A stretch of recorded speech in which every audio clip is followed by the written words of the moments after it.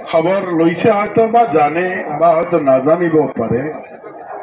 নভেম্বৰ ডিসেম্বৰেৰ হিসাব আমি দিয়া নাই নভেম্বৰ জানুয়াৰিৰ পৰা নভেম্বৰ লৈকে আপনাৰ জেলাত 203 গৰাকী মানুহ বাটত প্ৰাণ অলপ হিসাব কৰিব লাগিব 203 গৰাকী যোৱাবাৰ আপোনাৰ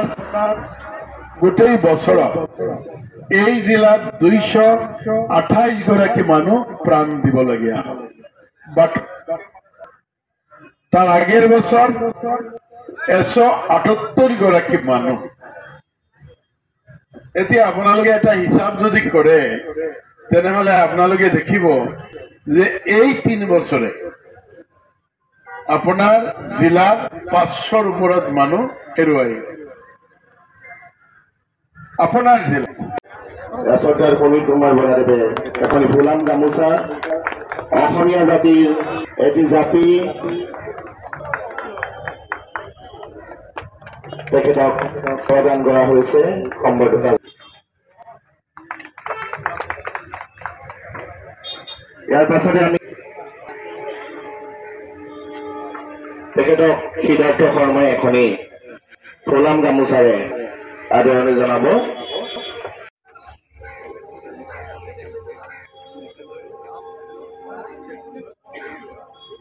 আমি জয়তে আজিৰ এই পথ সজাগতা সভাখনি আৰম্ভ কৰিবৰ বাবে এসডিও মহোদয় লগতে আমার বিভাগের দ্বিতীয় সাহেব এক্সাইজ সুপারিনটেন্ডেন্ট আমার ইয়াতে যিসকলে আমার কথা শুনিছে বা আমালোকের কথা শুনিছে সকলের উদ্দেশ্যে সকলের হৈ যিসকল আমি এই আন্দোলনত সামিল হয়েছো সকলের হৈ আমি আপোনালোকক আমার শ্রদ্ধা আমার সেৱা জনাইছো ইয়াতে আমাৰ সাংবাদিক বন্ধুসকলো আছে মই দেখিবলৈ পালো আমি আমাৰ সাংবাদিক বন্ধুসকলৰ লগতেও অলপ আগতে কথা কৈ আহিছো আৰ এই নগাঁও জিলাত আহাৰ পাছতেও আমি তেওঁলোকৰ লগ পালো তেওঁলোকক আমি আন্তৰিকতাৰে আমাৰ শ্ৰদ্ধা যাচিছো মূলত আপোনালোকৰ এনেকুৱা লাগিব পাৰে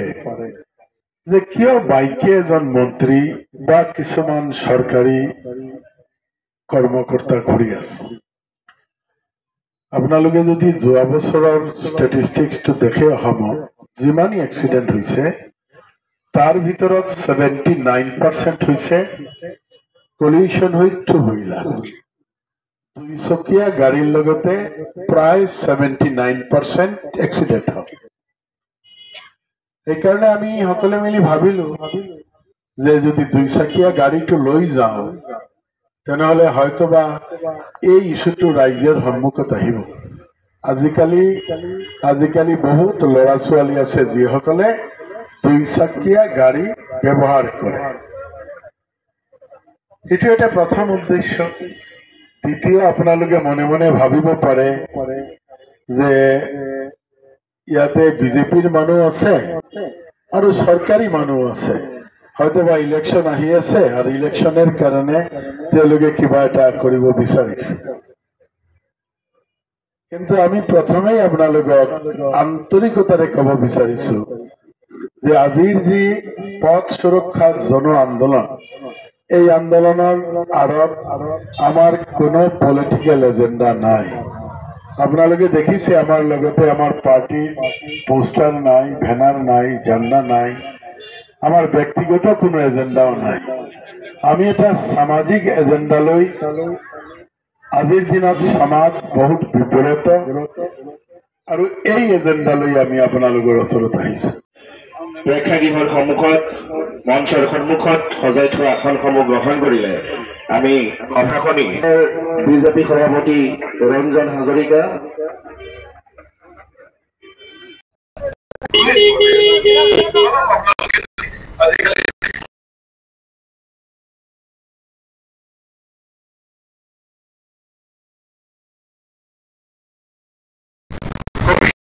ছোৱালী আপোনালোকে লালন পালন কৰিল ইমান কষ্ট কৰাৰ পাছতে ইমান কষ্ট এজন মাতৃয়ে গম পায় আমিও কোনো মাতৃ সন্তান হওঁ এজন মাতৃয়ে ভালকেই গম পায় এটা ল'ৰাৰ জন্ম দিয়া মানে প্ৰকৃতিৰ লগতে এক আন্দোলন এক যুঁজ 10 মাস 10 দিন গৰ্ভত ধাৰণ কৰি পৃথিৱী দানিলে তাৰ পাছৰ কথা সকলোই জানে গোটেইখিনি দিলে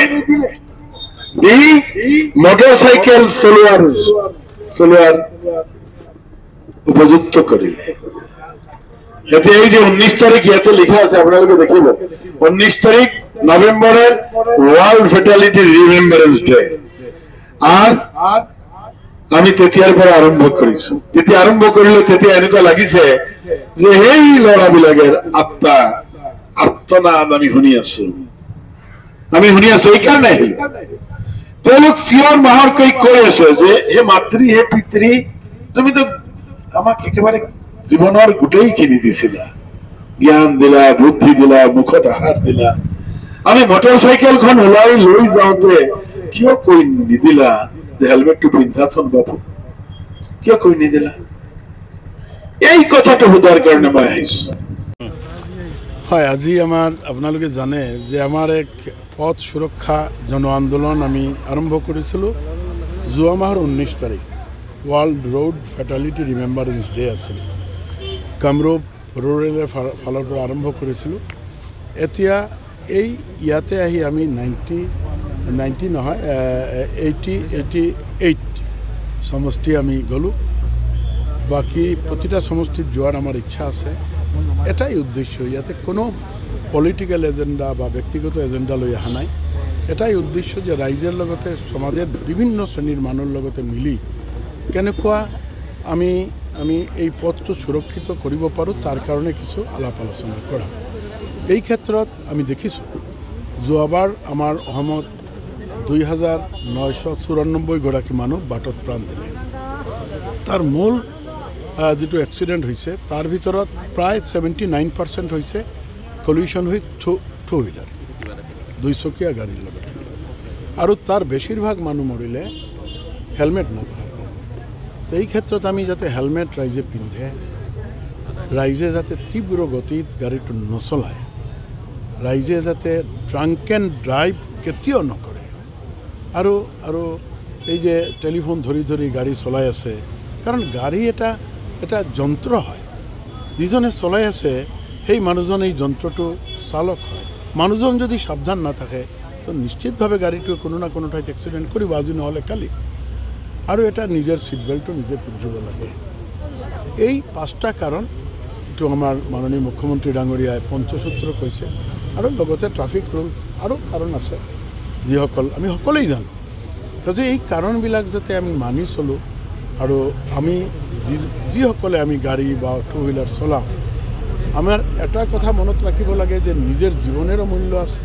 আৰু আমাৰ সন্মুখত যদি কোনো এক্সিডেণ্ট হয় আৰু এজনৰ যদি ক্ষতি হয় অনিষ্ট হয় তেওঁৰ জীৱনৰ মূল্য আছে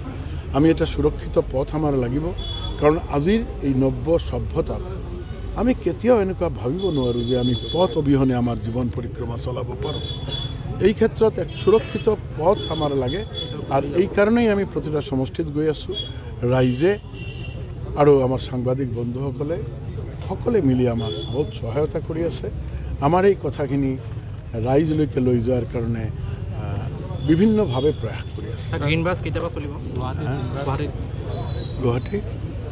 গ্ৰীণ বাছ চলাৰ কথা আছিল 1 তাৰিখৰ পৰা হয়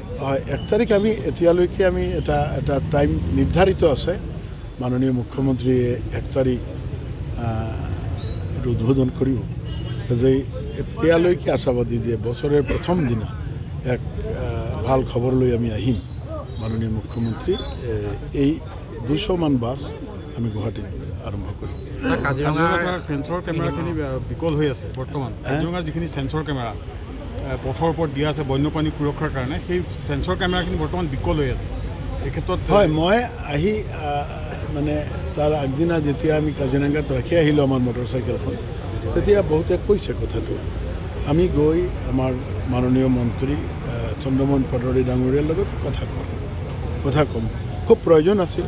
এই কেমেৰাবিলাক আৰু এই সেন্সৰটো থাকিলে মানে বহুত বন্যপ্ৰাণী ৰক্ষা পায় এই কথাটো আছে মই কথা কম কিছুমান আৰক্ষী বাহনত দেখিবলৈ পোৱা যায় যে তেওঁলোকৰ গাড়ী ৰেজিষ্ট্ৰেশ্যন নাম্বাৰটো যদি আমি পৰিবহণ এপত চাওঁ কোনো তথ্য নেদেখুৱায় এনেকুৱাতো হ'ব নালাগে ইয়াতে এখন জখলাবন্ধাত এখন আৰক্ষীৰ বাহনত দেখা পালোঁ আৰ চি এ নাই হ'ব পাৰে আপুনি কৈছে মই আপোনাৰ কথাৰ বিৰোধিতা কৰা নাই কোনো ঠাইত হ'ব পাৰে মই ইয়াতেও কৈছোঁ যে প্ৰায় 45 লাখ গাড়ী ৰেজিষ্টাৰ্ড আছে ইয়াতে এইটো কোনটোৰ নাই নাজানো যদি এনেকুৱা কিবা থাকে তেনেহ'লে নিশ্চিতভাৱে আমি চাম জখলাবন্ধাত ছাৰ দেখা গৈছে পথৰ ওপৰত মানে কিছুমান এনেকুৱা ধৰণৰ চাট হাউচ খুলি এনেধৰণৰ অসুবিধা কৰিছে পাৰ্কিঙৰ ক্ষেত্ৰত জখলাবন্ধাত নহয় দাদা বিভিন্ন ঠাইত মানে